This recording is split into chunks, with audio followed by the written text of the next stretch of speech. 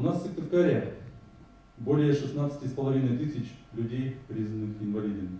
Вдумайтесь, эта цифра составит, наверное, население какого-нибудь небольшого, но целого района, такой как Кайгородский, например. Действительно, не всегда и не все находят нужное внимание даже среди родных и близких, а не говоря уже где-то в учреждениях, заведениях, предприятиях.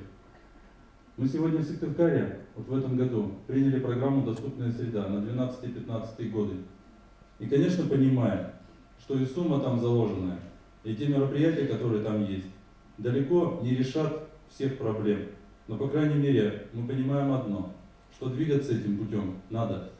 И понимаем также, что общество в целом должно повернуться к проблемам и нуждам людей с ограниченными возможностями.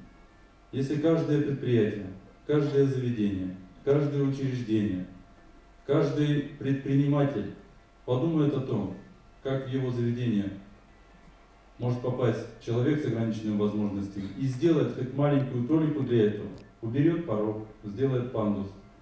Наши предприятия транспортные приобретут несколько передвижных средств, автобусов или микроавтобусов для инвалидов.